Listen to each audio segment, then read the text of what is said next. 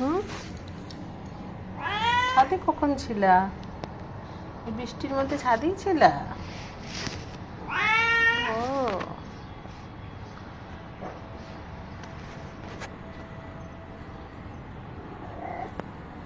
কি করবো বলো, তোমাকে তো বাসায় নিতে পারি না, রিকো মারে। আর তুমি আবার অন্যদেরকে মারো।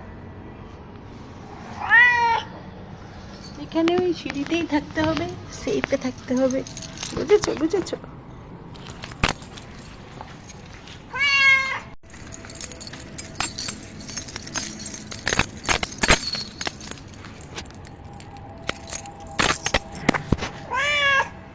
শুক্রবার দিন বৃষ্টির পরে ভোরবেলায় মনটা খুব অস্থির লাগছিল। ছাদে গেলাম, ছাদে গিয়েই ওনাকে পেলাম, দৌড়ে আমার কাছে চলে আসলো। আমি ছবি ভিডিও করলাম, আমার সাথে সাথে ঘুরে পানি খেলো। আমার খুব খারাপ লাগতো যে ওকে বাসায় রাখতে পারি না, কারণ বাসায় যে আমার অন্যান্য সদস্যরা আছে, ওদেরকে আবার ও মারতে যায়। আবার রিকো ওকে একদমই পছন্দ করে না, রিকো ওকে মারে। এই কারণে বাসায় রাখতে পারি না, সিঁড়িতে খাবার দিই।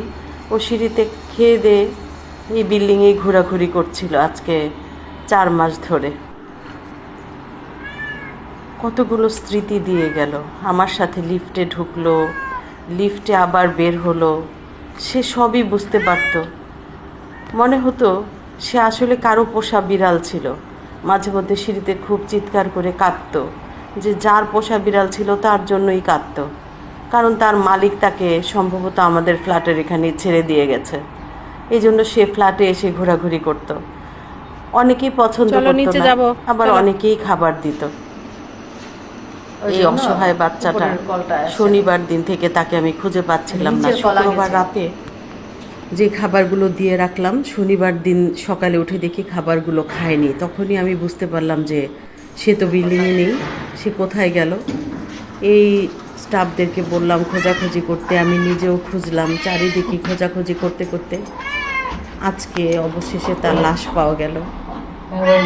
একটা কারেন্টের তারে সে কামড় দিয়ে মরে পড়েছিল, পোকা ধরে গিয়েছিল।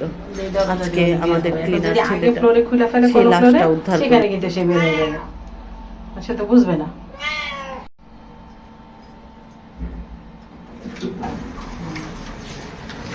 যাও যাও,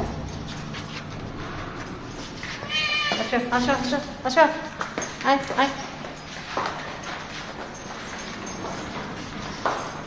রিকো রুমের দরজাটা লাগাইতে যায়। তাই? ও, দিয়ে দাও, এখানে দে, এখানে দে।